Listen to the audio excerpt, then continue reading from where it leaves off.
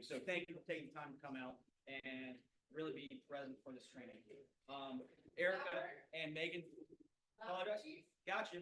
Erica and Megan did come out from CVR, directly with CVR, to give us an in-person training on the updates for MLS, as well as some of the form changes and expectations for all of us professionals. So if you could give them your undivided attention, really appreciate it. If you have any questions for them, we'll be sure to open up at the end.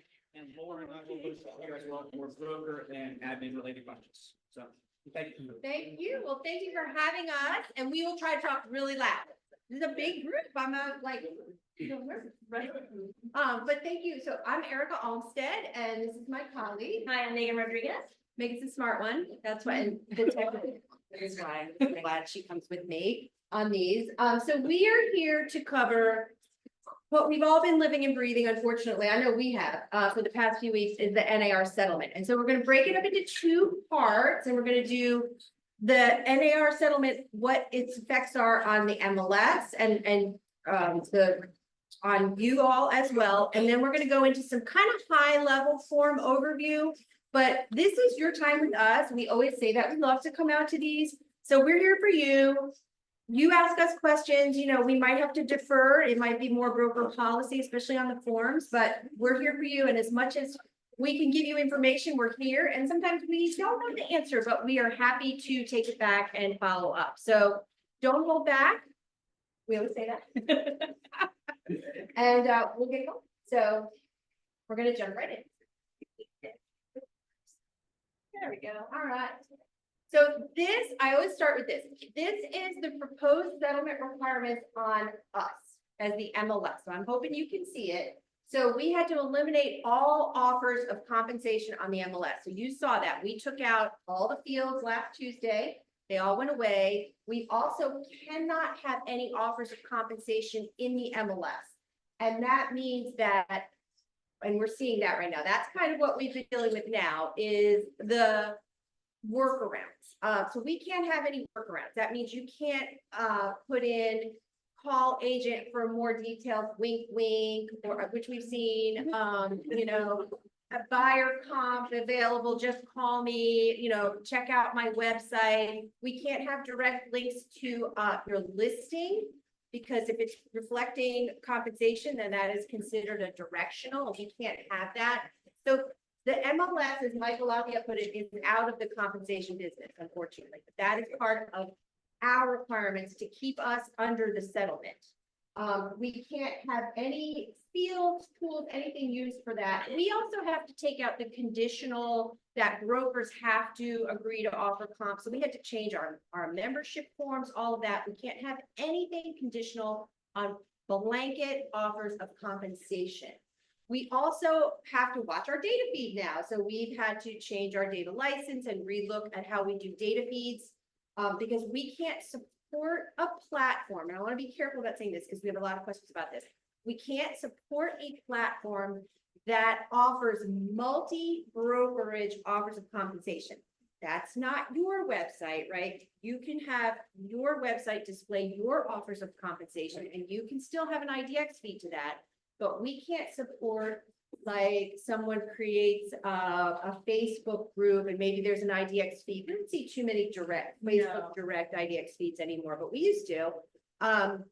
Or someone creates a platform and you can go there and you know, upload your offers of compensation and they're getting an IDX feed. Can't have any of that. So we're going to be watching that very carefully.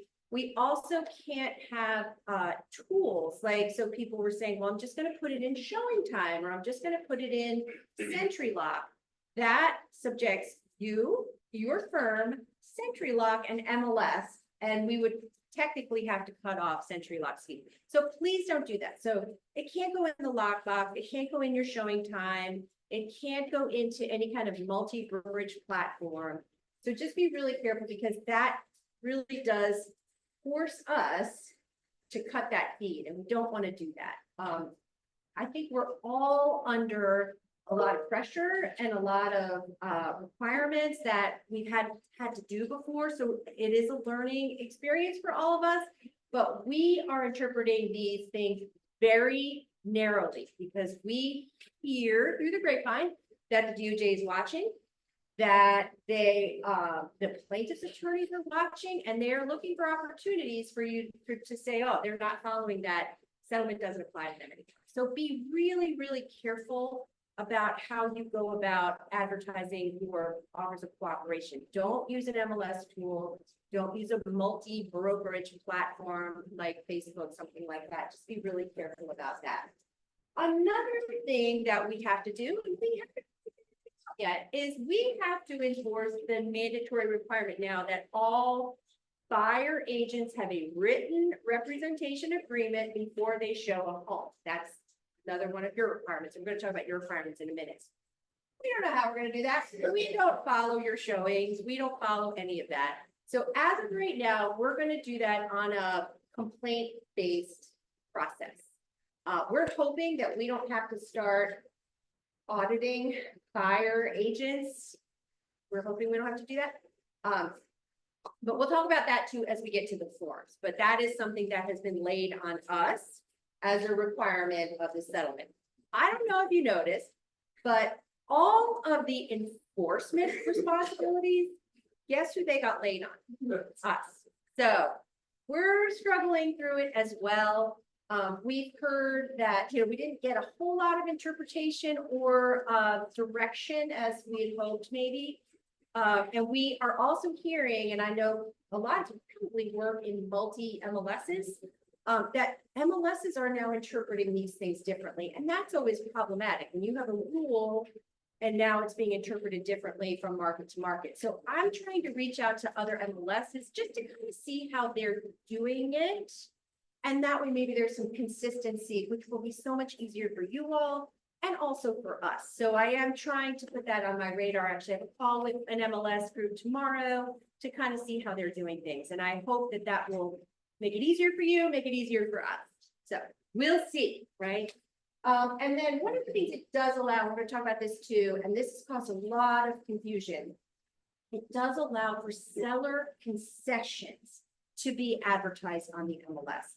That is, seller pays buyer directly at closing. Those are okay. And those are allowed in the MLS.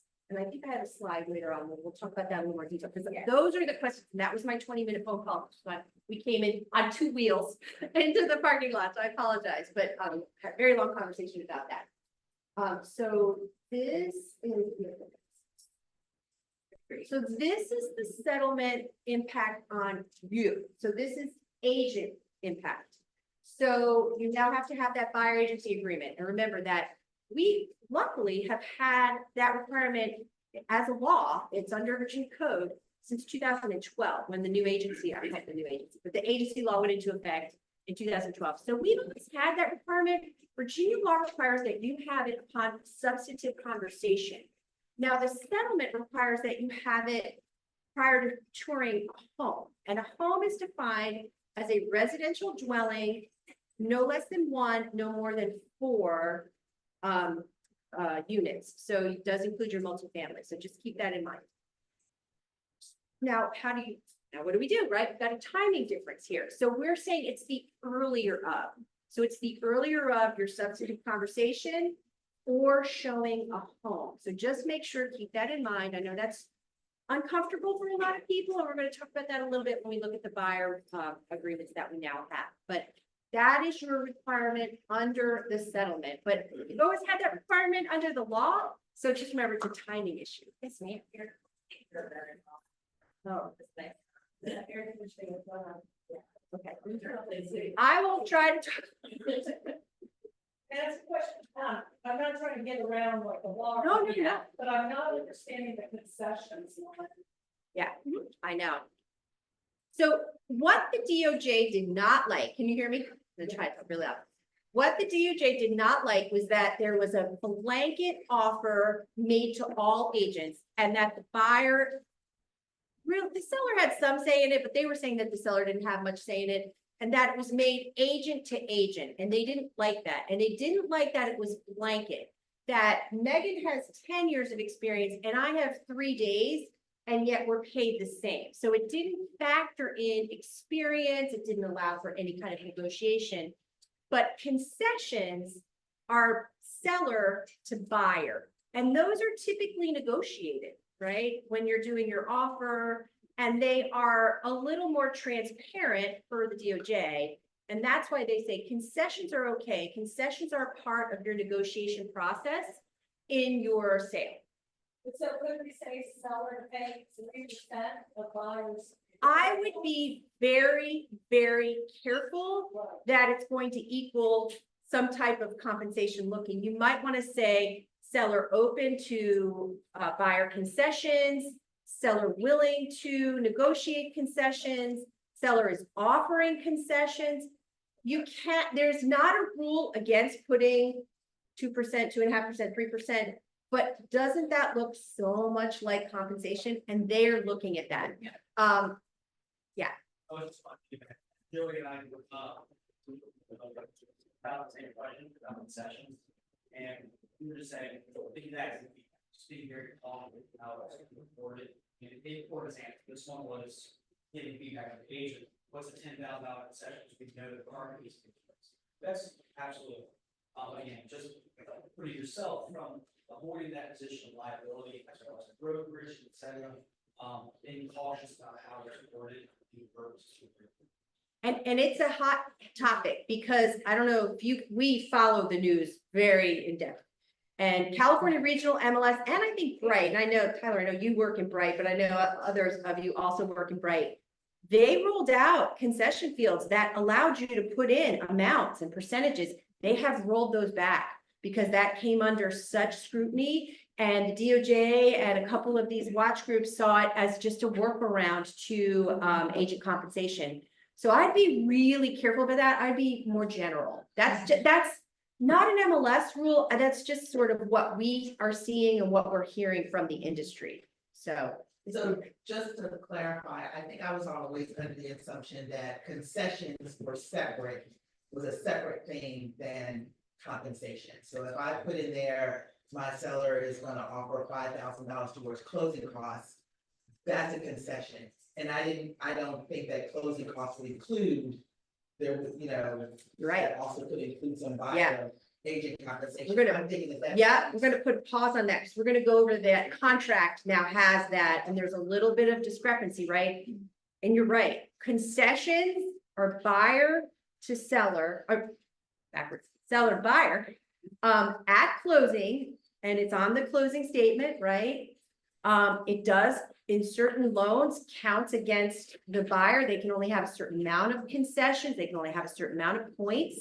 So that's something to consider. And that's one of the reasons we're a little concerned about it. It might start to affect buyer loans. So just keep that in mind. If the seller is offering buyer concessions, you are going to have to talk to your buyer's loan, or the buyer's going to have to talk to their loan officer. And that's more brokerage, but it's just something that we're seeing and hearing. So just keep that in mind.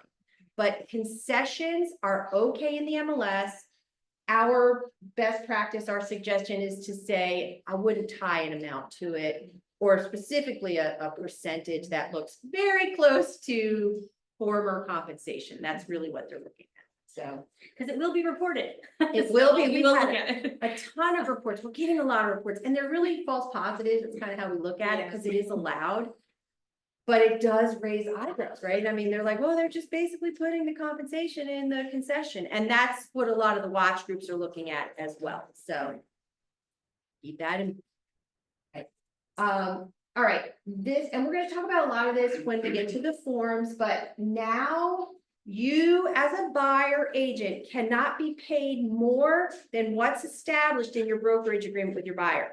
So if you say, and we're in one firm, so I can say, if your buyer agreement says, hey, I'm going to get paid 2% on the sales price, and the seller, let's say, is their listing agent is offering 2.5%, you can't just take that 0.5%.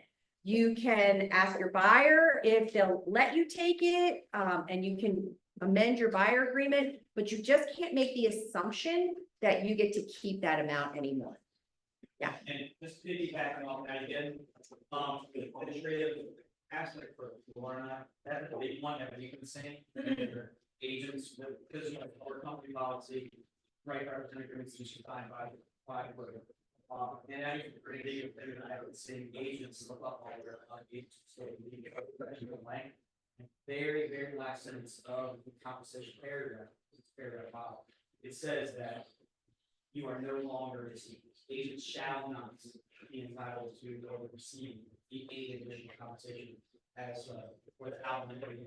So if we put 0 and the listing brokerage is offering 3% as an example, well, per the new form of the agreement, it's 0. So you really want to ensure that here's what your base value is.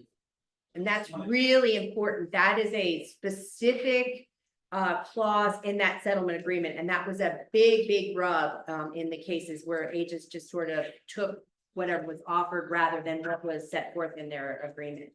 So that's a big one. And yet, don't leave any blanks, period. We're going to talk about that too. You can't advertise your service if it's free, but we've had that rule for a while, so that's not a big one for us. Luckily, as I said, we have been following these since they started 5 years ago, if you can believe it. And so we kind of saw the writing on the wall as these were definitely as they started to move through the courts, and we did a lot of preemptive changes, which we are so glad about. I know it ruffled some feathers at first, but like the forms changes we rolled out in February had already incorporated a lot of the changes that the settlement now requires. So CVR MLS is in pretty good shape because we already told you about these changes in February. So we're just kind of reiterating a lot of things. We had to make very small changes to our agreement, and they were just basically what the settlement required. So we felt like, luckily, there's not a huge learning curve, hopefully for you all as far as the forms go. There are mandatory disclosures now regarding compensation, but we have built them all into our forms. So you will make those disclosures by using our forms. So don't worry about that. You'll see them. They're in the box. And I think I have a couple pictures of them. You can't filter listings based on the existence or level of compensation. You can't really do that through the MLS, but you know, there are websites now where they, I just saw one, where you can go to their website and they actually have a tab that says broker co-op. And it's like a Google Doc that lists all the compensation. Yeah. Don't filter that. I don't know how any of us are going to prove that, but just don't do it because it says not to do it. So what it does allow, you can still have listing agents can still offer broker cooperation. You just can't do it on the MLS, but you can do it at an open house. You can do it on your website. You can do it, you know, other creative ways. We are seeing a lot of creativity. That's for sure. Good. The last office we were at, they were talking about writers. Or riders, yeah, I don't know if you've seen the sign riders, like buyer agent friendly or those kinds of things. And our store was looking at them. We are still waiting to get like kind of clearance, yeah, clarification on whether that's seen as facilitating compensation. That's how sensitive it is. Like that's the nitty-gritty that we have to get down into. So if we are able to offer those, we will, but we're not sure we can at this point. And then again, we talked about the concessions. We're probably going to talk about it again, but you can have concessions in the MLS just as long as it's not conditioned on or required to be paid to the buyer agent. So just keep that in mind as well. Everybody good on that? All right, so last Tuesday, big day. We removed all the fields, we updated our rules. We had to update our rules to make sure that they were in line with these new requirements. So we do have new rules. I don't know if you've ever visited our rules page, a really nice rules page. It's searchable. We also have a rules history. So you can see if you're like, when did that change? You can actually go and we have a list of, for us, usually I'm like, when did that change? So yeah, sometimes I just need that reference myself. So, but it is there. And then we updated the forms, which we'll talk about. And then we have a ton of resources for you. We want to make sure that you know what your requirements are, what our requirements are, what you're allowed to do, what you're not allowed to do. So go to the compensation toolkit or go to our knowledge base. It's the support tile on the first line of your MLS dashboard and do a search. And just a little, we are building out some AI in the back of that. So hopefully it'll get easier, but just put in settlement and you'll get some resources up there. We have some MLS specific FAQs in there, which hopefully will answer some of your questions.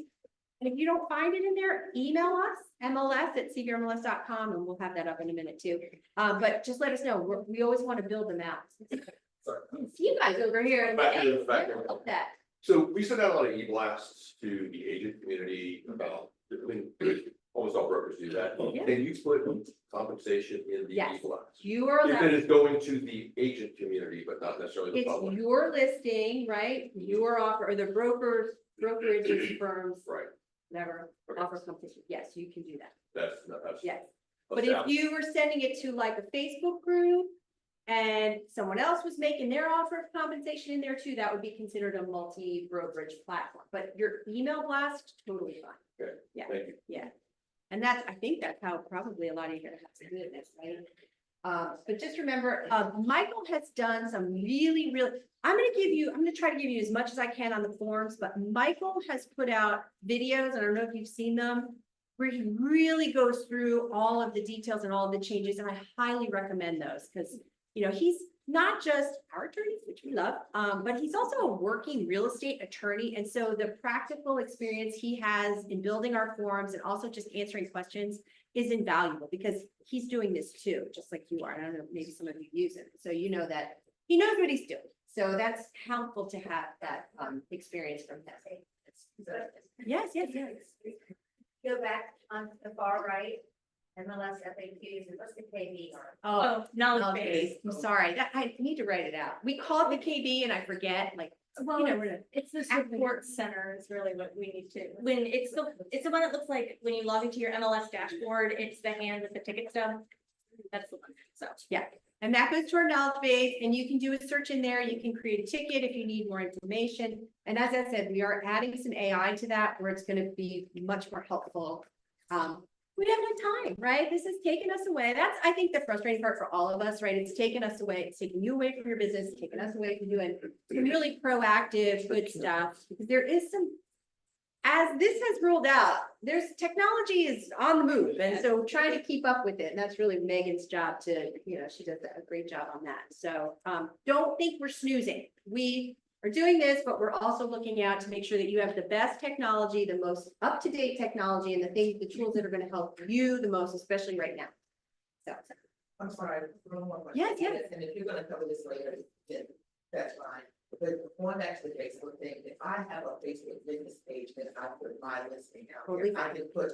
Yep, conversations on that. totally fine. And the way Michael put it is any website that your or your firm is in control of. Okay. Yes, and that, as long as it's your firm, your listing, yes, that's totally fine on your business Facebook page, yeah. Facebook and the social media, I'm not gonna lie, is a really gray area because you can share things and sometimes you don't know where they end up. So be really careful about that too. And I don't even have good answers for that. We're still getting scenarios where we're like, Never thought about that. Yeah.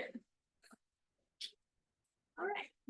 So, we kind of covered this. This is, please don't do this in the MLS. And I had a couple of these the other day. Someone uploaded the compensation agreement as a supplement. Please don't do that. We cannot support that. That is a big no-no. Don't use fire agent friendly. I just saw that one too. Or call me, check out my website. Yeah. Call me for more information. Wink, wink. Don't do that. Was that the wink wink or just the suggestion of? So for more information in the agent comments, obviously in the agent. So remarks, you can't have any website information.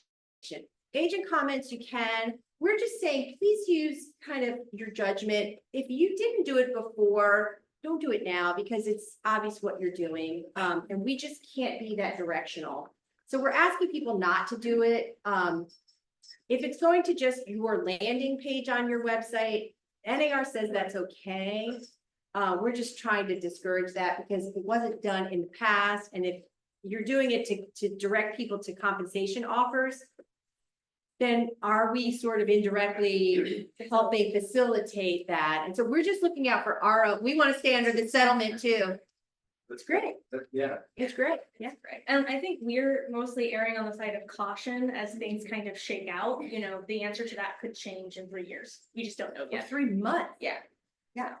So, yes, ma'am. I checked the rules, I wanna say it was this month, so first week of this month, and they had on their tulip, verbiage, and it was not agent compensation, it was something to the effect of, ask, your buyers can ask the sellers for compensation for purchase agreement. and they actually had verbiage that I, was. yeah, I got it. Okay, so We're that's- gonna cover that, yeah. And it is very underutilized. Um, Those standard clause, Can we put that on the standard clauses? it is in the standard clause. It wasn't, you know. Under system clauses, did you go under system clauses? Yeah, it was like, the only one that it has. I'm pretty sure that was not on there. You know what, let's finish, and if it isn't, because we do road rules. That was us. Yeah, I'm like, what did we say? We talked about I do not think it was on the clause, I mean, it certainly has the one where you actually put it on the first agreement, but when we would put it on the remarks, that wasn't there. Oh, and Oh, the the remarks.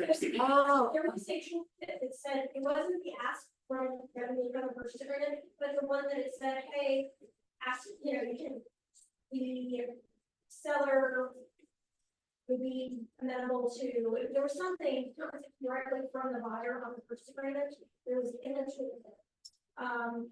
That would be a good clause if that was legal. oh, we can't, I wish we could put, Standard like, clauses or matrix. in but- matrix, we yeah. can't do it. Yeah. I'm trying to think of how you could do it. There's no tool in there that would let you do that, but No. I don't know if you keep your own. It's not easy to find, and people are gonna be very concerned about what the wording is.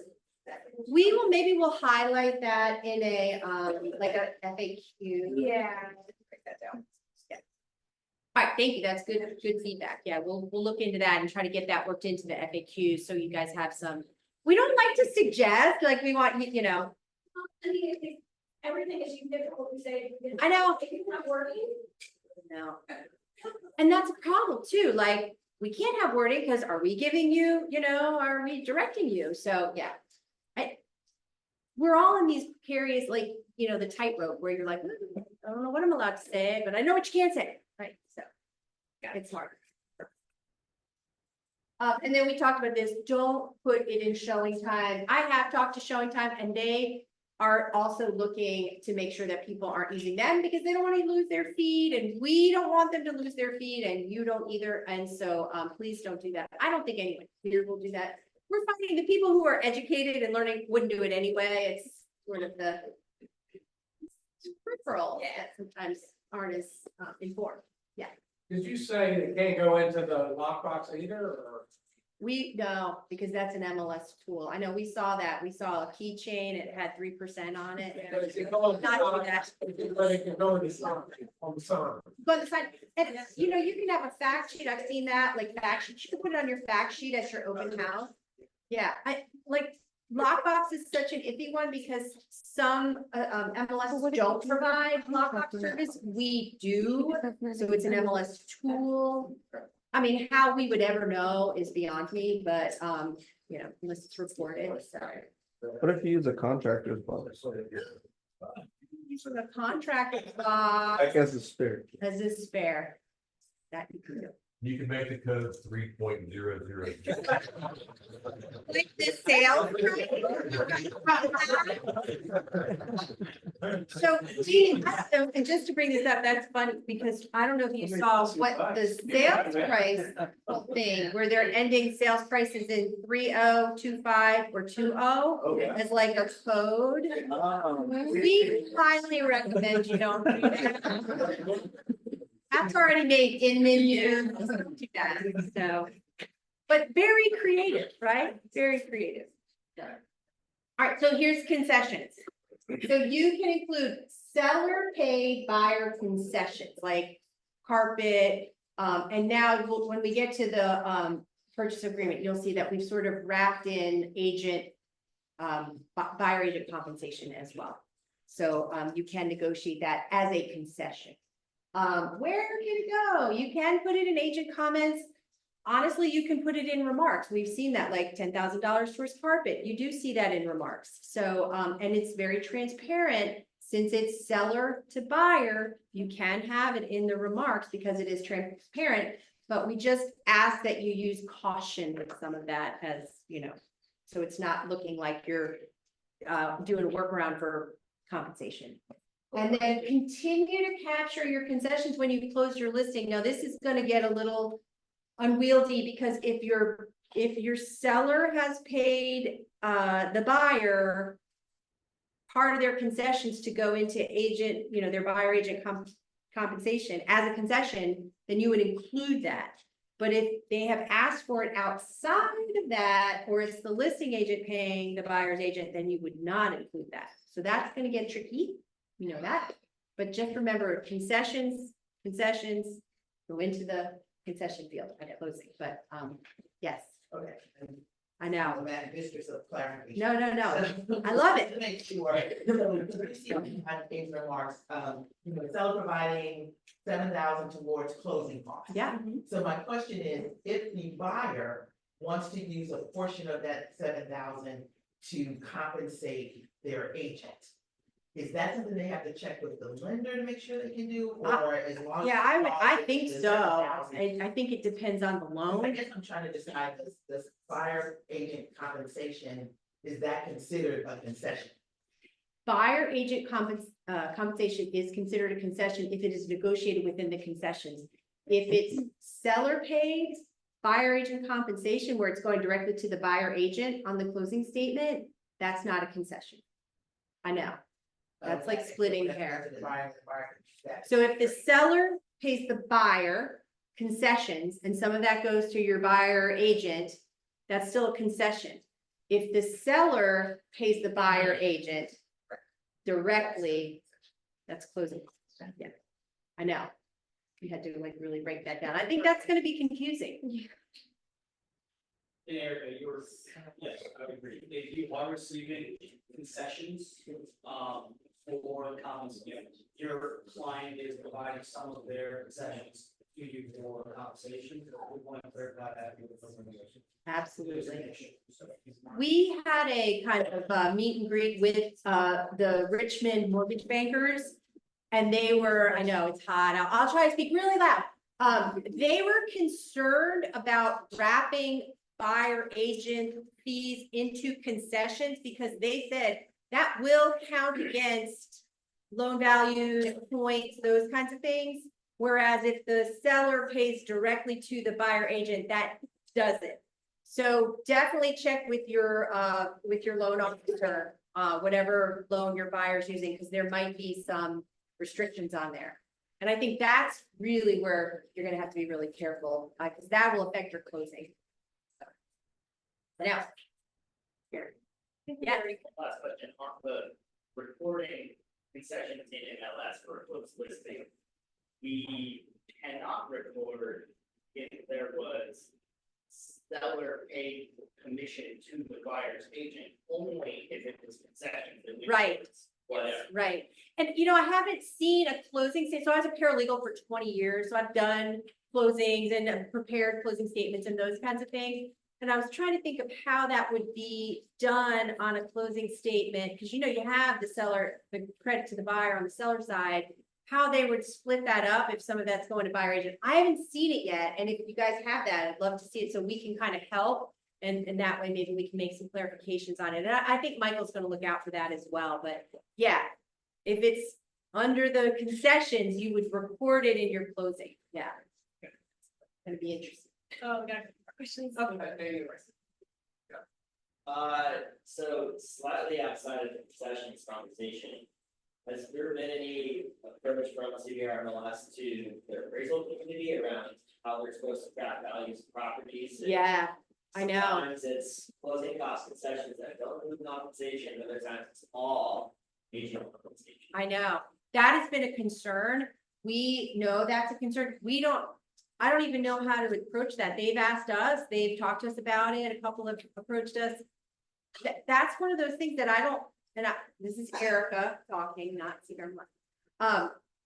Was not considered when the settlement was drawn up. Personally, I think there's a lot of things in the settlement that showed maybe there was not a full understanding of how a transaction works and how things work. So I'll tell you who else was concerned about that were assessors. Because the assessors have limited viewing to our MLS, and they look at closed deals to when they're doing some of their assessment values. And they were saying the same thing. How are we going to know? We're not allowed to break it out because we can't have any facilitation of that. And so it's just gonna look like concessions. One of the assessors said he's just gonna have to start calling agents. And brokerages on their own. Individually brokerage control media platforms, and they publish closed sale, this much was paid. Buyer's agent commission, this much was paid. I don't think there's anything in the settlement that prohibits that. I would definitely talk to your brokers and see if they wanna do that. Yeah, there's nothing, I mean, that falls outside of us, right? So it doesn't violate any settlement rule for us. I think it does for clarification, and I think that that's where some of this is gonna get muddied. But definitely that's a broker decision of if they wanna do that or not. But that is definitely a concern, and one that hasn't been answered. And I don't know that we're gonna be able to really see the like fallout on that until we get maybe 3 or 4 months down the road where we've closed under the settlement now. So, yeah, I know that's one of those where like, I don't know how to answer that. Being that you can't advertise it on your website, you can't put it on the website. It's saying access to the website right now. We can do that on, reach out and have some fine. But it's a great point, and it's a concern, I know, in the assessors and the appraiser communities, so. Yeah, sorry, I wish I had better answers. The same question. How about that? Are you guys appraisers? No. Oh, the appraiser mind.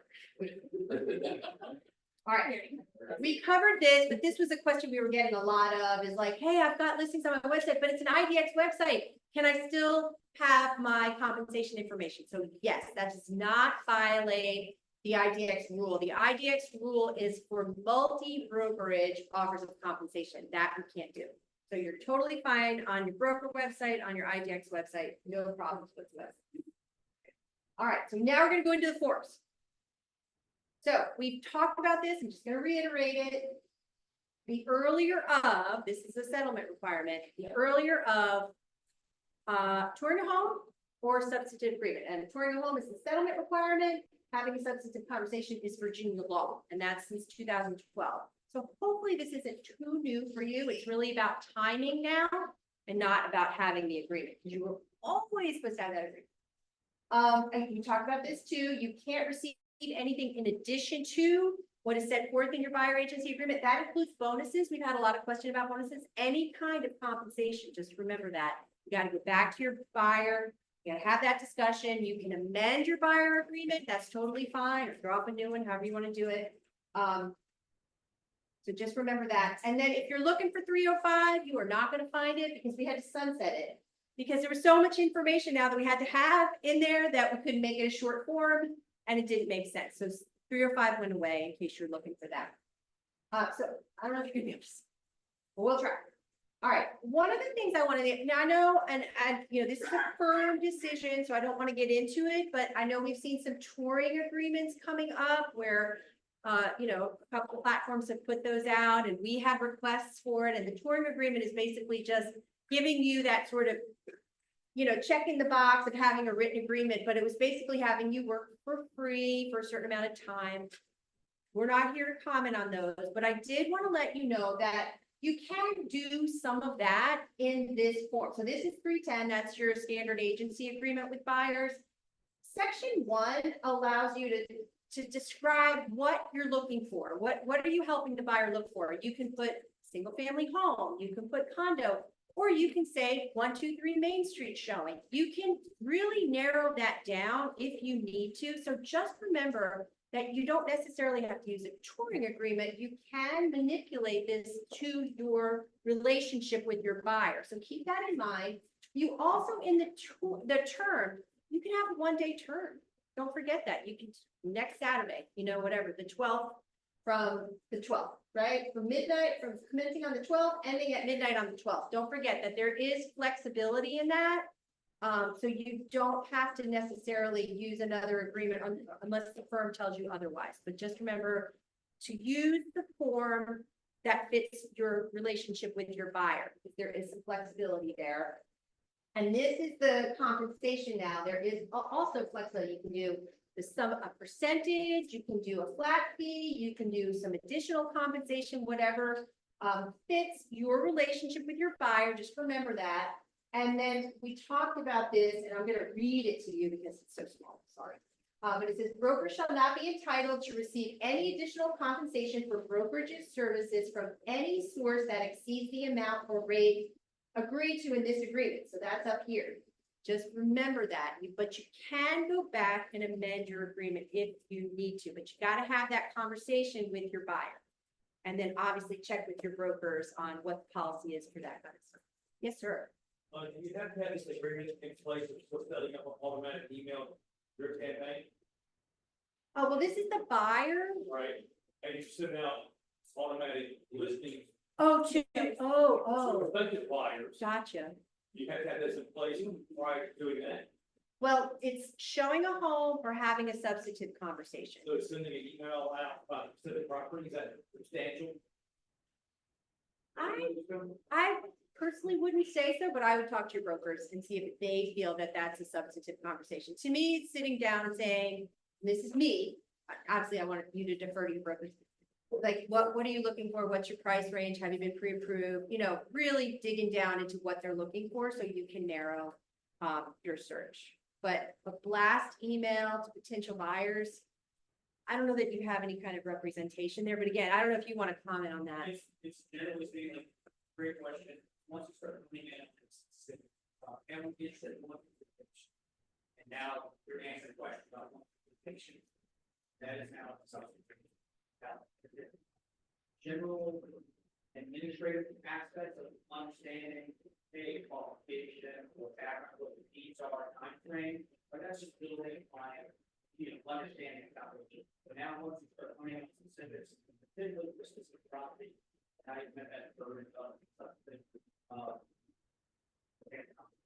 Right, you go by Tyler, don't go by me.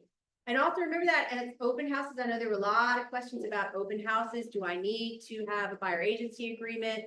Again, I would look to your firm to see what their policy is on that and what they would consider a substantive conversation. But if someone's just touring a home and you're just manning the open house for the listing agent, your firm, yeah. And that was a Michael answer too. So. All right. That's buyer agreement. So we also have a version of this in an independent contractor agreement. I don't know if they're allowed here. Some firms don't allow independent contractor agreements. That's a non-agency agreement, more of a service agreement. So just keep that in mind too, if you are looking for some flexibility with a buyer. But again, not all firms allow those, so just check with your brokerage. I didn't put the listing agreement up because we had made so many changes to it that we really didn't have to change a lot, which was great. So I just want to highlight some of the changes, and then I highly recommend you go back and look at Michael's video on this. He really does a great job of breaking it all down, not just the changes, but just how to use it in general. So we made most of the changes in February. We reorganized the compensation section 5, which was at the request of standard form. Before you know that because listing agents can still offer buyer agent compensation. You just can't do it in the MLS. So they switched that above the unrepresented seller. And so I just remember what I want to say about that is fill in all the blanks. So, you have dual agency, designated agency. Now you have offer of cooperation to buyer agents, and then you have unrepresented seller, unrepresented buyer, I'm sorry. Just don't leave any blanks. So just keep that in mind. Any questions on the listing agreement? We'll roll for that, as I said. All right, this has been one that has caused a lot of confusion, and really it's about timing and when to use it. So this is 900. We're considering it new because we had actually sunsetted it, now we brought it back. So this is the agreement you would use if the listing agent is offering buyer agent compensation. So the compensation is coming directly from the listing firm, not the seller. The seller indirectly has authorized the listing agent, but the listing agent is making that offer of cooperation. And so you now need to establish that, especially buyer agents. You need to establish that in writing because you're going to have to hand that to a settlement agent to make sure you get paid. And we're hearing a lot. I got 2 calls yesterday about this, hey, I'm a listing agent and I've had buyers come and they're not asking about a compensation agreement and they're not asking about, is there any compensation offered? And, again, we don't have any saying that anymore. But just remember, if you're a buyer agent, you do really, it's more important for you than the listing agent to establish and to confirm in writing that there is compensation available and that you memorialize it. The website I looked at this morning, they actually have, next to the firms that are offering cooperation, they have it as a PDF. You can download it, have it signed, and have it when you go on your showing. So just keep that in mind too. I don't know how you guys are doing it here, but if you are looking at agent website properties and they have a website, see if they have that form available for you.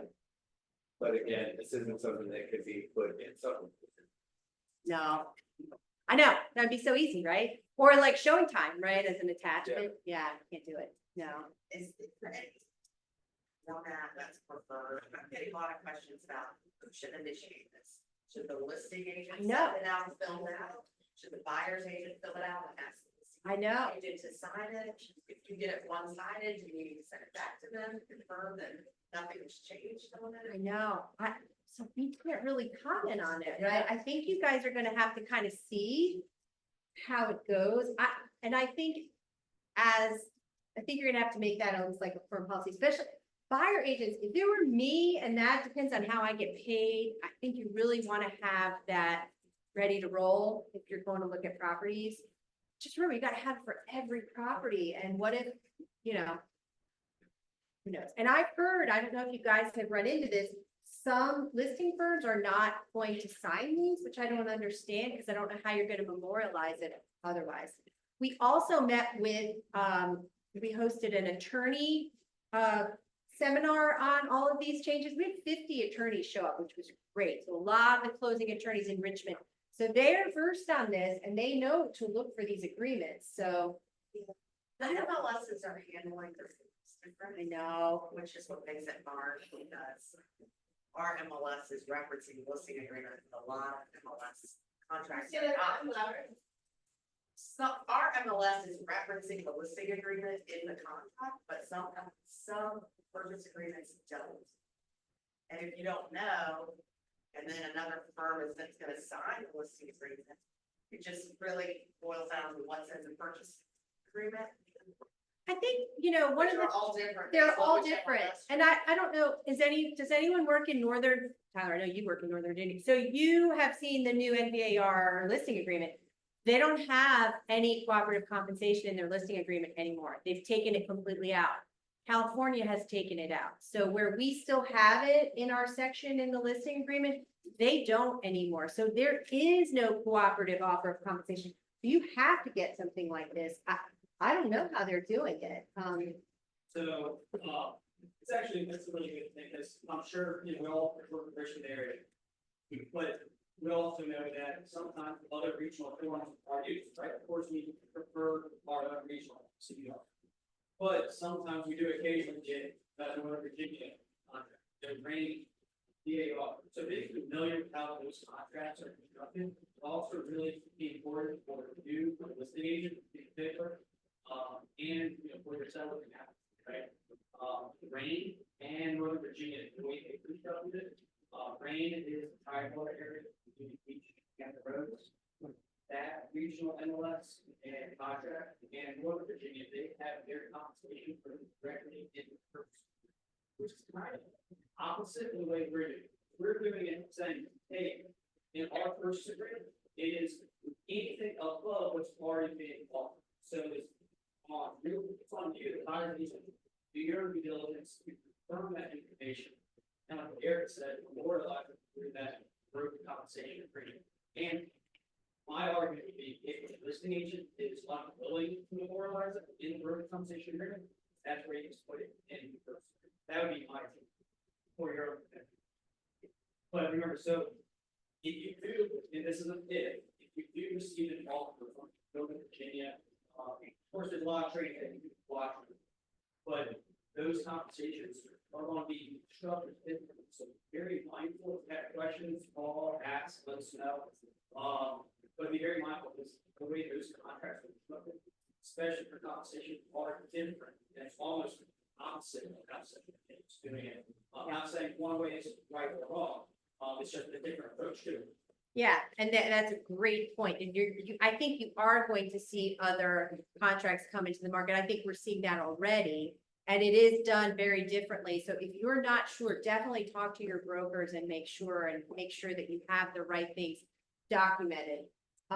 We can, so, This is Form 900, Form 900 and buyer broker agreement is only 310. and 306, which is independent contractor. So we have exclusive agency and independent contractor. Yeah, 306 and 310. Can I ask a quick question? Not that I'm planning on doing it, but am I correct that you can offer different compensation to different realtors? I mean, I know you have to hear. Well, yeah, that's kind of great. You technically can, but you also have to sort of respect what your seller has instructed you to do through your listing agreement. So I kind of don't know how you would do that unless it's in the offer process, and then yes, you can because you're negotiating. Laura and I, we met 2 weeks ago, and we talked about that exactly.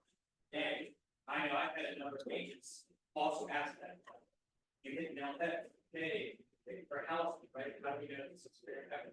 They all know that compensation and everything in the contract's negotiable, but from a liability protection perspective, I think our take is if your seller has agreed to cooperative brokerage compensation, and they agree to say, hey, share that brokerage compensation form, you do have or you're free to share that through a big channel. I would have that here what the listing agreement says, that way it's very equitable until otherwise we're negotiating. Yeah, I guess a lot of these questions, I just wonder because if a listing agent does it to us. I know. I don't, if the listing firm is making the offer, I don't know why they would do something outside of what they have been directed by their seller, right? That's set forth in the listing agreement. Where I see it being offered differently is through the purchase agreement because, that's just a negotiation tool. But yeah, I hope they're not doing that because to me, I don't see how they can, but I guess technically we're not gonna know either, are we? And remember that you don't have to turn over your listing agreement to a buyer agent, and a buyer agent, you don't have to show your buyer agreement to the listing agent. Remember, those are confidential terms. So another good reason why you want to have this signed, so you have something memorialized and you don't have to maybe serve up your agreements. So. Okay. So, let's say I'm a buyer agent and I have an agreement with my buyer. And I go out and show him property. And he finds a property that he likes. So the next step then is to call the listing agent and ask, is there buyer agent compensation being offered? And she says, yes, consent. So then the next step is I send over this form. Prior to submitting a contract, or does it go in with the contract? What's the? Yeah, I mean, I've heard some are getting it at the time of the showing. So I don't, typically you have to do it prior to your offer. Like if you were working back in the day, if you went into another MLS, right, you'd have to do it before a showing. So it might be, and this is more I would refer to your brokers because we don't really set the timing of when you would want to do it. Would you want to do it before a showing? Before you do the showing? Like 9 or 10 shows. I know. It's like full of a day, but if you do this for every. I know. It's a lot. I know, and I think that's where like the workflow wasn't thought out. Right? I would definitely do it before personally, and this is not, CVR MLS rule, obviously, but again, go to your brokers, I would do it before, or at least with the offer, you want to do it then. And make sure you have that. I've had other agencies asking me to send over a signed one before they submit the offer, because they can submit the offer and go, sorry, not signing it. So I think a good policy would be before you submit an offer, say, can you send me a signed one with your confirmation? And I have a listing agent recently when I liked it, when I called her, to find out, she went ahead and she just emailed me the form, and she also had hard copies of the problem. Nice. Yeah, that is nice. And remember, I didn't highlight it here, but a lot of confusion over the term of the compensation agreement. The term of the compensation agreement does not have to run with the term of your listing agreement. That is the window that the offer of compensation is being made, and as long as you're under contract before that term expires, you are protected. So if I'm going to see one of Megan's listings, she has the offer of compensation and it's dated today, but we don't sign till tomorrow, that offer has expired. We either need to amend it or I have to ask Megan if she's willing to send another one. So just keep that in mind too, as you're using it, especially buyer agents, as you're getting them, check the term because you have to be under contract, fully ratified by the expiration of the term of the compensation agreement. So lots of little nuances, unfortunately, to look out for. If you are a listing agent, like your own experience, where before, or prior to, you send it over, pre-signed one to me prior to us, of course, showing property or definitely. Yeah. In that general sense, if you already have them pre-signed, generally speaking, more I would talk about it. If you're going to take that approach to it, then you might as well just put it out, so you can like, again, listing agreement. Again, that is your discretion, that's a. I had a question. So like, for example, if you. I'll repeat the question. So for example, if you were trying to send an offer and you can't get a hold of the agent to get this form prior to that, is there anything that you can put on the contract to like say, okay, we won't be able to go under contract until I have this first? Because what if your buyer can't pay you? Yeah, I don't know if you can condition the acceptance of a contract on your compensation. To me, that would be a violation of the settlement, but I would definitely talk to your brokerage about that. I don't know if you want to comment on that. It's my understanding the agent or the brokerage can't be asking for the. Yeah, I don't think- Buyer needs to be asking for the seller to pay. that Oh, word. But what if there's they're like an offering agenda? compensation and you can't get a hold of the listing agent to get the buyer compensation agreement prior to the offer, can you say, we're only conditioning this offer based until I receive the compensation agreement? Like, can you put like, if it's not on the optional, can you put an addendum stating buyer, buyer agrees that, unless that form is signed, that. I The think what offer you would would have to actually do be then, valid. and I'm gonna kind of defer to your brokers, I would put it in the contract that you're asking for the broker, seller paid broker compensation, in the contract. And we have language for that. We're gonna show that in a minute. And we spoke about this, and it's another great tool. You have other paragraphs, right? You're unable to vet information or verify information. We have that in the current paragraph 23. You can put it in there. You're unable to vet that information. Put it in, that's the relation that seller agrees to provide first buyer brokerage with X amount of total gross sales. You're unable to confirm because we know the compensation paragraph is above what you're already being offered. If we're unable to verify that, then just say what you're asking for in the contract terms. Additional paragraph. Yeah. So you can put a percentage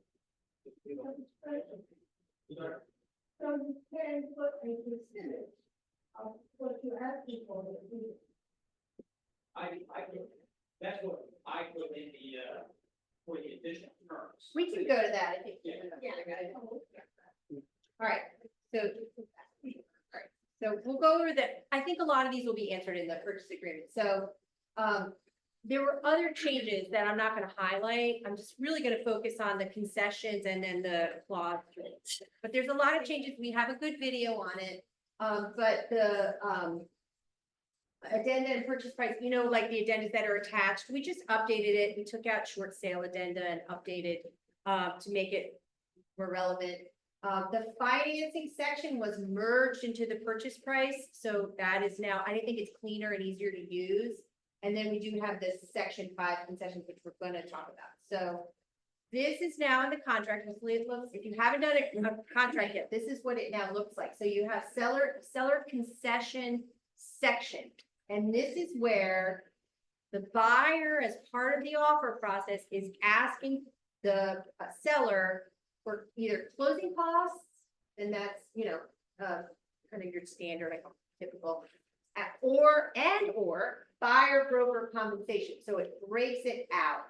Now, remember, this is in addition to, and Tyler just alluded to this, addition to what the listing agent has already offered. Maybe they're only offering 1% and you need 2%, so you would add that additional 1% in here. As Michael said in his video, there's now, as a buyer agent, there are potentially 3 ways you can get paid and all at once in one closing, right? You have the listing firm, you have the seller, and then you have your buyer. So just keep that in mind. This is in addition to any amount that the listing firm has already offered. So you see now how it's broken out. So if you get paid, let's say $5,000 in closing costs, and you do receive some broker compensation, let's just say another 5,000, so 10,000 in concessions. That would go into that concession field when you're closing out your listing.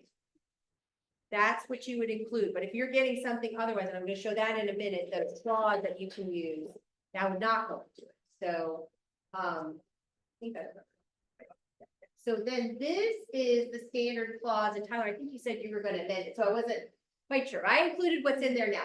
So if you go into clauses down there, and then system clauses, this is where you would insert into either other terms or maybe as an addenda, where the buyer is asking the seller to pay buyer agent costs. This is not a concession. This is separate. This is directly to the buyer agent. That would not go into that concession field when you close it out, because it's going directly to the buyer agent, not a concession that's going to the buyer. So this language is in there. And this is a very underutilized tool in general. You can have a ton of clauses in here. You put your cursor and you hit system clause, add, you pick the one you want, it drops it in there. It is editable. If you need to add it or take something out, you can do that.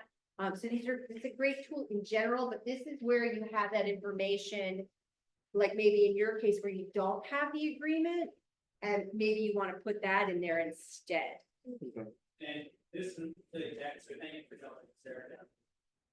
In the event, again, hypothetical, you're unable to verify the information, listing agents not answering or communicating. In that scenario, if you don't know what's being offered in the listing, right? You could leave it just as written, right? This was a template provided by CVR. I think it's worded very well. But in the event that you just want to keep it a little more clean, or prevent potential pushback because, oh, well, we're already offering hypothetically 3% to you, so now you're asking technically 6%. You could just read that very last sentence. This says something in addition to any amount, the listing brokers is offer. If we don't know what they've offered, the listing agents hasn't been communicated, leave that sentence, and now let's add that paragraph in the additional terms of the person. That's something to keep in mind, because you are really going to need to address that more than ever now. You really can't leave it silent. Yes, did that help? Yes, Okay, so good. if that's the case, I'm not sure if I'm talking to Tyler, whatever, if I have to do that in an agreement, would that replace the compensation agreement, because they never sent it to me, they never. Right, signed it? I think that's where you really need to reach out to, I would reach out to the listing agent, because you don't want to double dip. And now you've made the listing firm, or, now you get 3% from the listing firm and 3% from the seller. You want to make sure that you're not overextending that. So I would definitely say, hey, in lieu of this, do you want to, maybe we can strike it and you just send me the compensation agreement. I would work with them on that. I guess that's what I'm saying. I think it goes back to the gentleman on the couch was asking too. If they never send me the compensation agreement for whatever reason, and I put this offer in, and then I add this paragraph to the additional terms, I'm assuming this paragraph, and I don't need to do the compensation agreement after I put the paragraph. Yeah, just remember though, this is the seller paying it to the buyer agent, where the compensation agreement is the listing firm paying to the buyer agent. So they would need to figure out, okay, well, maybe, that's why I think you need to clarify that, because it's different, yeah. But isn't what the listing agent But cooperating compensation that the listing agent is offering, isn't that what they negotiated with their seller? Right, but the firm is paying it out, and so if they're not careful, really, they need to be careful, because they might have to pay both, and you don't wanna do that, and I mean, they could always go back and amend their listing agreement, but I think that's where there could be confusion, and I know especially right now where there's still so many multiple offers and things going so quickly, this just adds that kink to it, so pay very close attention to this while you're doing offers and while you're negotiating, especially, I know the frenzy that it's still in right now, it's gonna just add another layer to it, but it's really important that you think about where is this coming from? And that depends on what agreement I use, what language I use, and where I put it in the contract. So you gotta think about the source of payment, especially from the buy, well, both sides, really. And I think it's gonna be important to not make assumptions just because it said Yes. on your email blast, oh, we're paying 3%, or they sent you a text, or you saw it on a writer. That's not good. No, That's not you considered. have to Right. memorialize it. Yes. If it's not enforceable, it's not a blanket offer anymore. And from what I heard, this is not official, but from what I heard from the attorneys that were at this roundtable, they're not gonna pay you out unless you can produce something showing that this was the agreement of compensation. So don't make, assumptions are gone. You have to get it in writing. Either it's gonna be in the contract or it's gonna be on a compensation agreement, depending on the source of the payment. So don't make any assumptions and go in thinking, well, it was on his Facebook page. Because the settlement agent might say, you haven't showed me anything that confirms that. Now, maybe the listing agent will come in and say, well, yeah, no, that's true. They're gonna want something signed for their liability when they're the closing agent. So keep that in mind. No assumptions. Get it in writing, either in the contract, as a compensation agreement, somehow, some way. So I don't know if you guys want to add to that policy. No? Good. I didn't know if you wanted to add to it. I caught you by surprise. He's like, what? All right. Does that make sense? And you guys now see where this is in transaction desk? These are great. So we have this as a system clause, and if you guys have language that you come up with, maybe you add it as an office clause, in there too. So just keep that in mind. It's a great tool. Again, very underutilized. That's great to just have that template language in there. And you don't have to go here to like copy and paste it into your form Yeah, transaction desk. It's actually when you're typing out the contract, it's normal. What happens if you click on one of those like, multi-text fields is there's a plus sign and you select the system clause. So you don't have to navigate to this every time. Just FYI. Good point. Good. Yeah, this is the library. Yeah. I will update that to show. It's at the top, it says clauses and you drop down. Yeah. Thank you. See, that's what Megan is for. All right, that's all I got. It's a lot. That's all I got. But I mean, I had a lot of good questions. Are there other things that I didn't cover that you'd like to see, that's confusing, that you're seeing? I have a question. So I had a buyer broker agreement written with the person, and then they looked at another house and had a little bit lower compensation, and I was willing to accept that lower compensation. So we wrote a new buyer broker agreement for just that one property. Does that nullify the previous one that I had for the previously agreed to compensation, or can you That's write like a a blanket legal. one and then do individual ones for other properties? I mean, since it's so, I mean, that's really, I couldn't answer that. It's a legal question. I wouldn't think so, since one's sort of blanket and then you had one specific to that property. I wouldn't think it would nullify, because like as a paralegal, if I was intending to nullify it, I would probably write and say this is an addition to, or make it an addendum that, so there's clarification. If I was gonna stop one agreement, like terminate one agreement and make a new one, I would say this will supersede upon execution, blah, blah, blah. So if you didn't have that language in there, you might be all right, but maybe in the future, if you do that, you might say that this is an addition to the existing buyer agreement that shall remain in full force and effect. To. Yeah, exception, the original agreement dated such and such shall remain in full force and effect. Something like that, just to protect you. There is a formal release. But I don't think she was releasing it. She had two now. She had a general one, and then she was setting that for the compensation. Then I have another question. If they got a buyer that did not have the cash to pay a compensation, and the only way they could buy is if the seller's willing to pay it, can you write something in your buyer broker agreement that says the plan is to negotiate that, or so that they have some sort of like, they're probably worried like, well, what if I write an offer on a house and then I don't have the money to pay you, like. Yeah, say and you know what, I'm glad you that, 'cause I didn't cover that. Your buyer agreement has to have a specified amount. You can't say I'm willing to take whatever they'll do, or we'll base it on the price of the home. It actually has to have a specific, you could do a flat fee, and then as you get to that, maybe do an addendum or Put anything in it that says that this will be paid by the seller, and then if the seller's not willing to pay, you don't move forward. No, you can't put that. So just again, using an example, I know CVR, I don't think so yet, but they had language in their right purchase agreement. And I believe the most recent follow-up that I heard, I was talking like, Griggs the other day, and I believe they are removing that language from. Pretty much saying that the buyer is authorizing selling brokerage to request the compensation from the seller.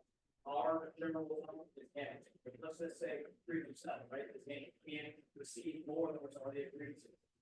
At the end of the day, it still comes down to ready for able person, right? That's the procuring law, ready and able.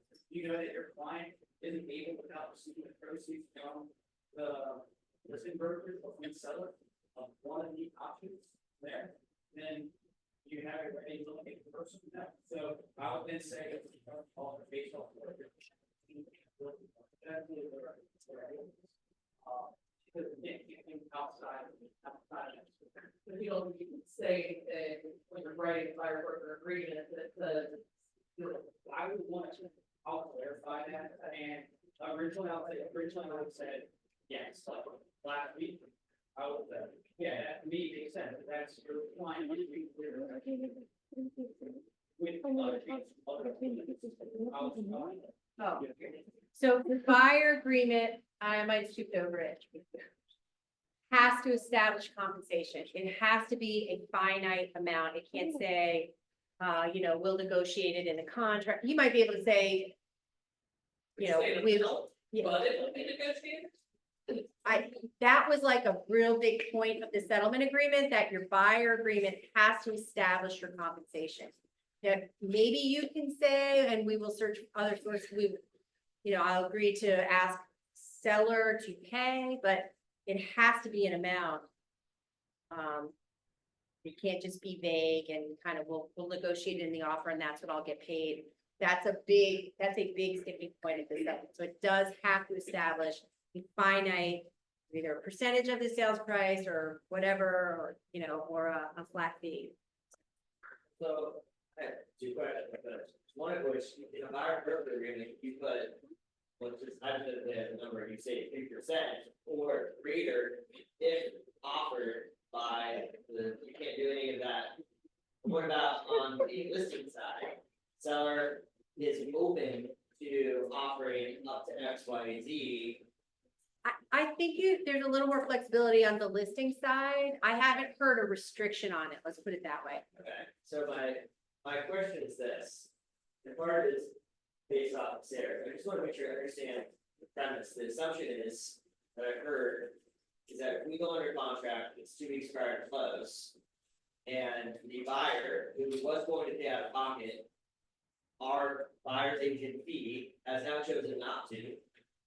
The settlement agent is still going to close it if we continue to have to work, because we are part of a binding contract that says we will perform the service. So if we have somebody who says, hey, I know initially I wasn't going to pay you.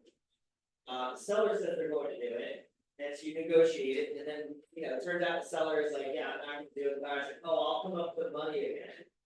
And now it's 60 days later, and so how do we exactly, if the buyer, we know that the buyer cannot pay us in advance, using Sarah's scenario.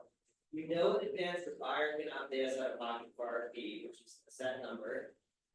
And we can't filter which properties they get. They have to see everything, and then they have to tell us, hey, I don't want to see those. Well, you can't filter the properties they can direct you to say, I only want to see properties that offer buyer agent compensation. I would get that in writing. That's me personally. Get that. Yes, in but writing. our MLS doesn't allow us, because in MLS, you cannot put how much compensation is being offered. Right, when you We go have to no web, agency. you're gonna have to do more work. You're gonna have to do it off the website. Right, but I mean, in general, we as agents cannot filter in a specific direction by our client, so. They told us they can't pay us directly out of their own pocket. We know that our ability to filter is very limited. And then they find a property that they really like and want us to write an offer on. With no compensation allowed for us, and the seller is not offering any compensation either. Are we then writing an offer where we essentially are saying, yes, the buyer, we understand there's an independent buyer broker agreement that says will pay us, but in this offer, which is the only place we know we could potentially get paid. Are we obligated to write this offer? Well, so you have to, I mean, so I think people have asked Michael this in various forms. Yeah. It's a business decision to go into a relationship where you know they can't afford to pay you. And I know that's terrible, but that's the reality of it. The answer is yes, essentially. So if you sign that agreement, kind of know you're going into a risky business decision where you have made the decision to represent clients that potentially can't pay you and you will only get paid if the seller or the listing firm is giving you money. Then yes, you have obligated yourself under that agreement and you'll have to pursue the buyer for compensation that they owe you. I know that is not an answer I like to give. In the buyer broker agreement, are we able to put that there's a penalty? To say, hey, you owe us $5,000 at the end of this, if. It's not a penalty, it's your buyer broker agreement. Well, Yeah. the buyer broker plus some, because now we're having to pursue the. legal. Well, you would do that in litigation, unfortunately. You would ask for damages But there's and nothing- attorney's fees. There's nothing in the settlement agreement that says that we can't add specific language to additional penalties that may incur, pending broker approval, of course. Yeah, I don't know if you can, that you guys would have to take up and probably talk to an attorney. Says you're going to only see properties that, if you know you have someone who doesn't have the money, and they, so we'll just show me houses that offer buyer, compensation, could you put that in the buyer broker? Yes, I totally put that. Yes, absolutely. Yes. It's good because of that, they're But not- only we that won't they write offer, offers. it's not that they'll negotiate it. So you have to do what the buyer directs you to do. But Write it only very they carefully. offer- Only listings that offer buyer compensation, but you can't say, or will negotiate it.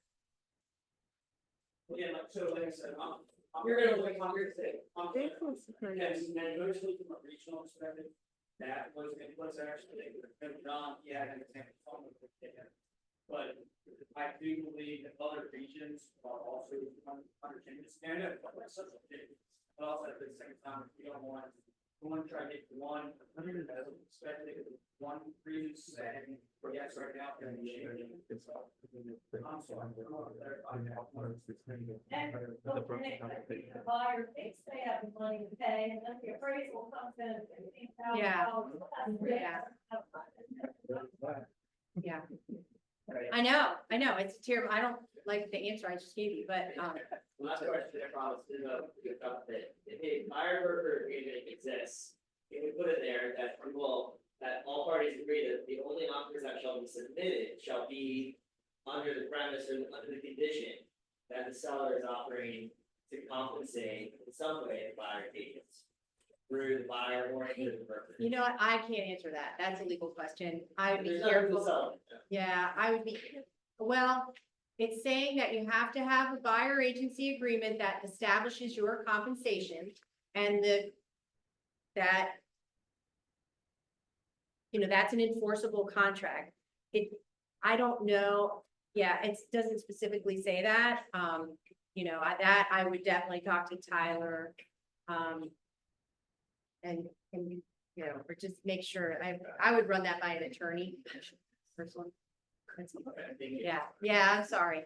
I get what you mean. I know what you're trying to do to kind of protect yourself, and I think that's important, and I agree that you gotta protect yourself somehow. That one walks the fine line. I don't know, Laura, what do you? I would take that, maybe you wanna look into that. Is there an additional term section in the right? Yes. Number 11. I got one up here. Yes, so say that we do the buyer's agreement and say that we set it for 3%.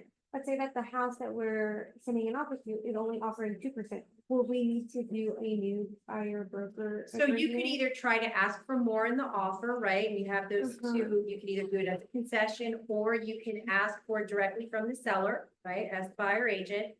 Or you could go back and talk to your buyer and say, well, they're only offering 2%. If you're, as the agent, you're willing to take that and your firm allows it, you can go back and make that 2% instead of.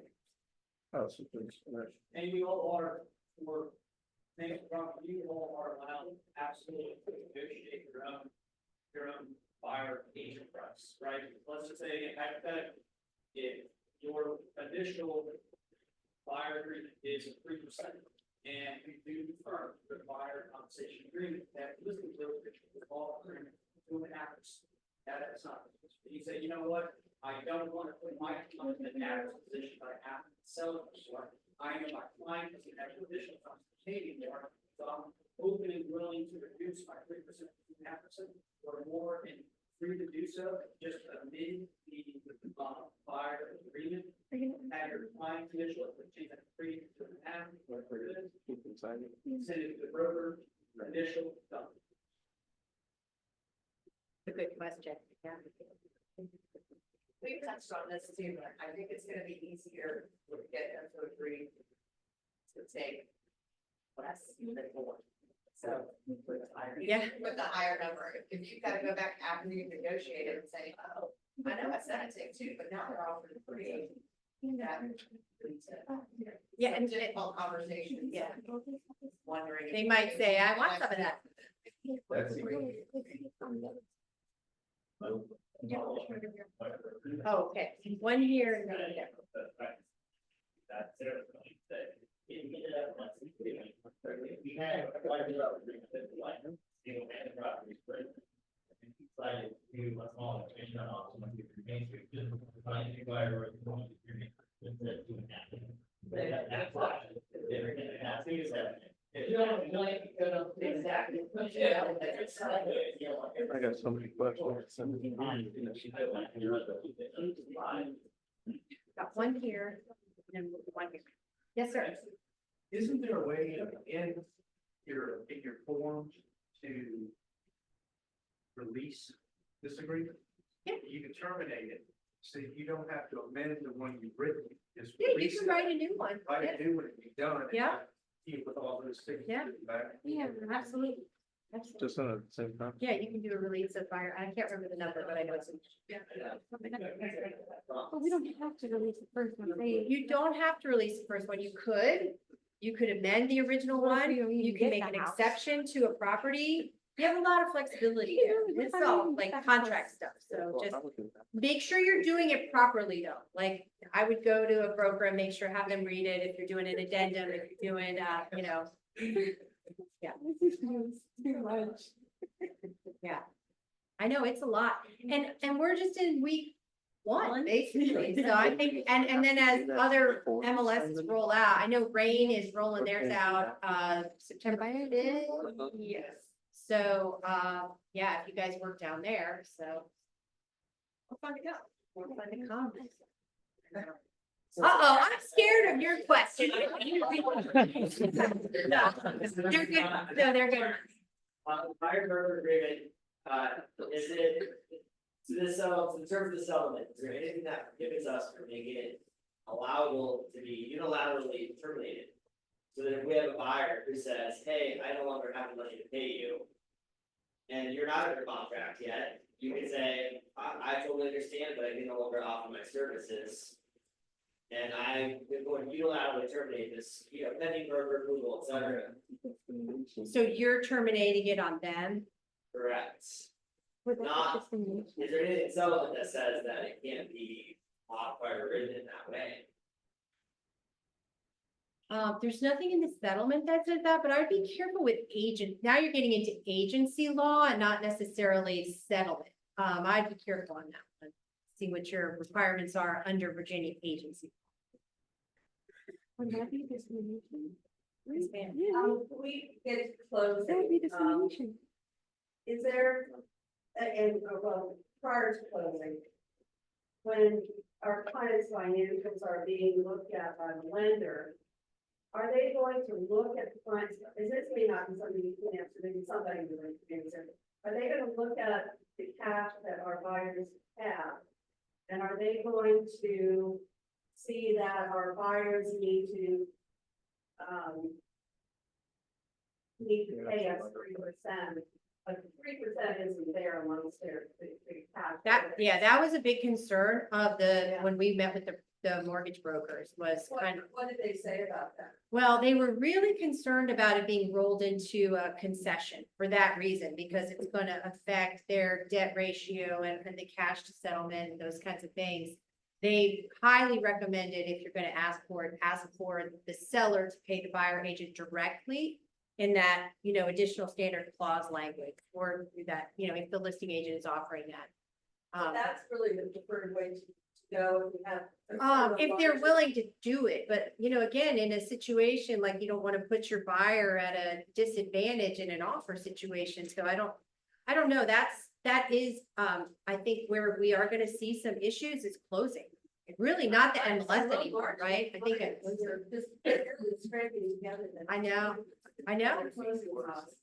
I know.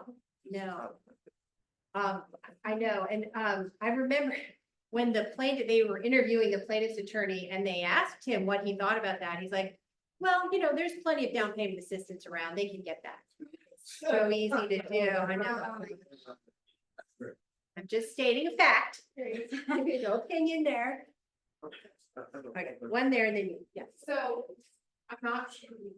So if you agree up front that the compensation will be in a closing cost amount, and then you have the inspection, and it's off, or there's something where you want credits for that, but you've already maxed out the amount that you're allowed to have as far as closing costs, is there a way to adjust that after the fact? If you already agreed that you're gonna be compensated?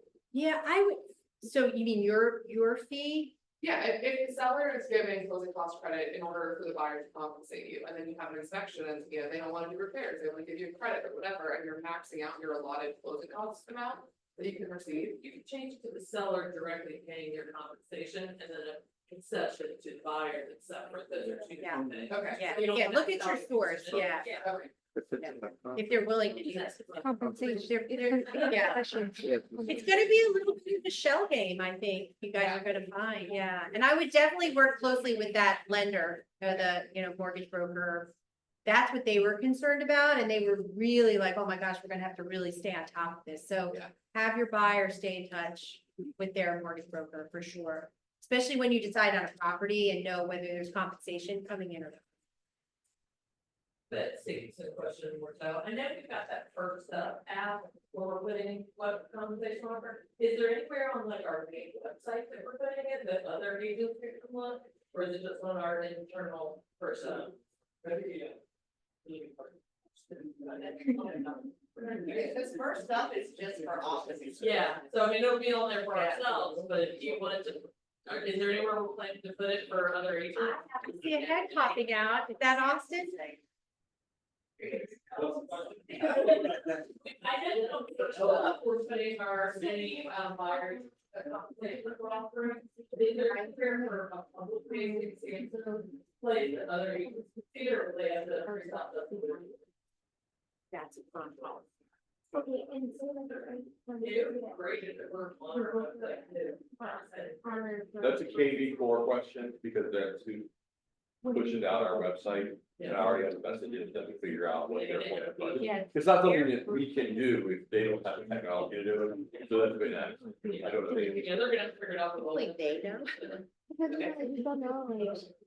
Yeah. And then say, oh, because they signed it and they weren't supposed to know. I guess the other thing is,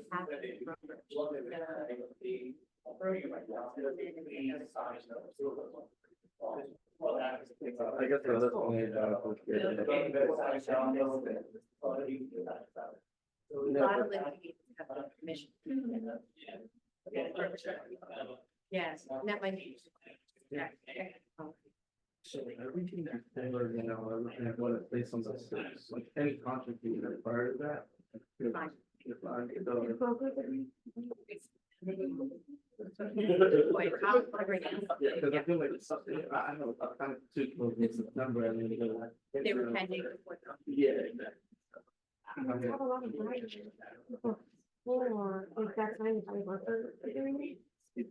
All right, so two really good questions up here.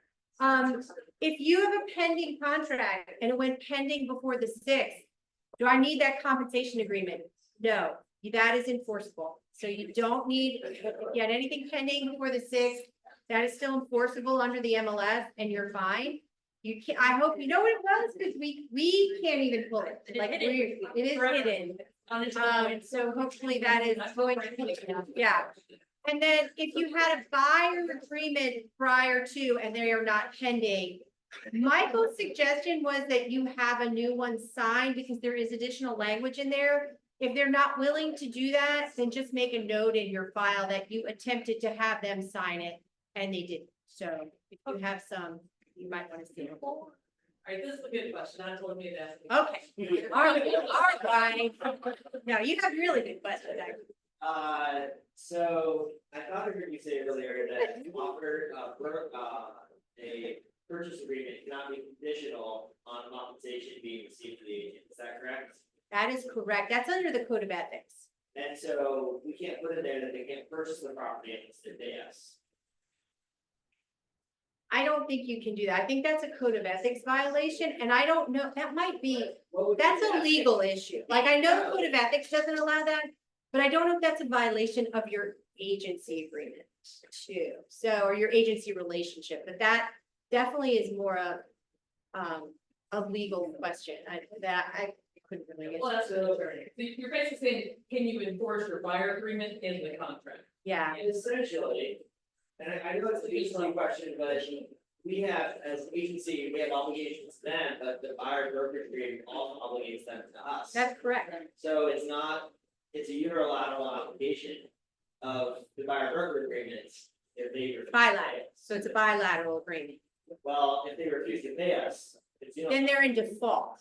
well, yeah, they're in defaults, so. Well, that's gonna, I guess we'll have to- well, that's gonna turn you to put it. Yeah, I don't know if you can, but yeah, that's definitely an attorney. Like, if you send your buyer agreement to the title company or the closing attorney, don't they have to include that language of forcing the buyer to pay based on their contract with you? Well, they don't enforce it, they can still close it, it's just the cash to closing. And so they would.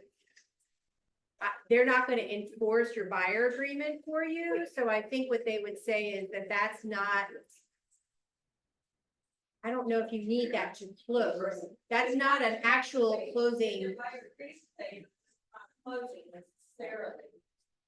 Where are we expecting our buyer to next? So this is Rob, just to go back in, a purchase agreement as an agent, we are not the party to the purchase agreement. Right. Very much with the buyer and the seller. And that is ultimately the client is the buyer and the seller. So as an agent, we are not solely the client. We're gonna close it for the buyer or the seller, regardless of whatever separate agreement exists, which is. You know, understanding that it's like, okay, this contract, you're supposed to pay this, and they don't just close them and say, screw the termite guys, you know. But So to his there's point, like- those are buyer costs, part of the closing. So, but your fee is not to the seller, it's not under the contract, so it's not part of settlement. If the buyer show up to closing, with their costs to close, how can they close it? But your fee is not part of the contract, part of the settlement. It's kind of paid out of tradition and courtesy. But the settlement agent is not going to enforce that at the closing table. Because it's technically not a required settlement cost under the contract to the seller, between the seller and the buyer. Yeah, for the agent, like, right, if we want the buyer to be the cost of the commission. Correct. Well, it's enforceable. You have to enforce it in the court.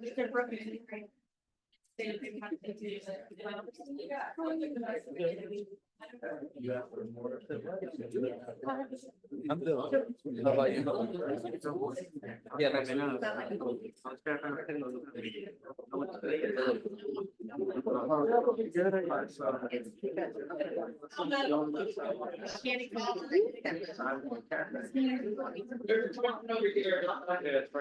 All right, we got more questions? Okay, okay. I'm not judging. No, I'm not taking a listing that offers zero commission butter. But I want to know, if a listing agent does it, and a buyer falls on their own, that is representing the seller, shouldn't they be showing that house to every single buyer that calls and wants to see it or doesn't have a realtor?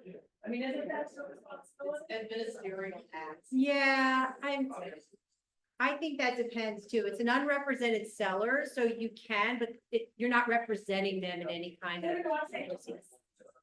You have a listing. You're getting paid. And you're an unrepresented buyer. Buyer. Right, so comes along, he's a buyer, and another realtor, you know, I mean, he might be my buyer, and I say, well, they're not getting commission, you're on your own. He's calling you, you're getting calls from buyers, so is it your responsibility to show the house to these buyers, you're representing the seller there? Yes. I would talk to my seller. I'm not quite sure about that, if it's my responsibility. I would ask my seller, do you want me to show them? It is, you would have to take them as an unrepresented seller and, you know, hey, I've got 5 buyers that want to see this. You know, my duty is to the seller.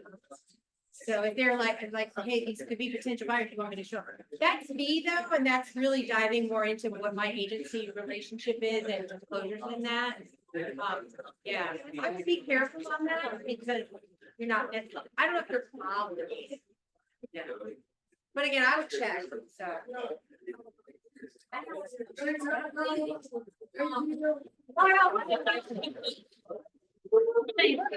Thank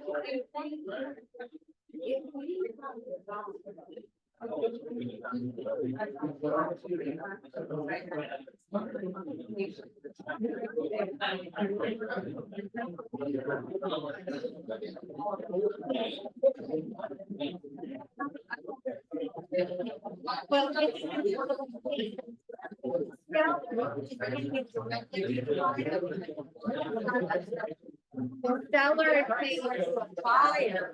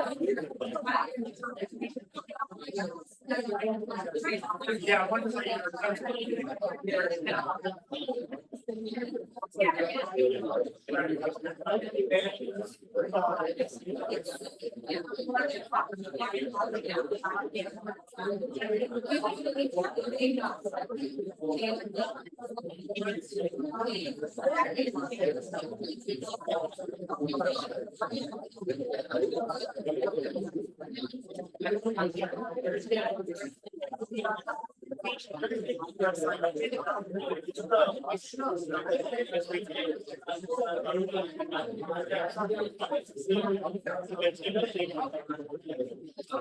why like independent contractors.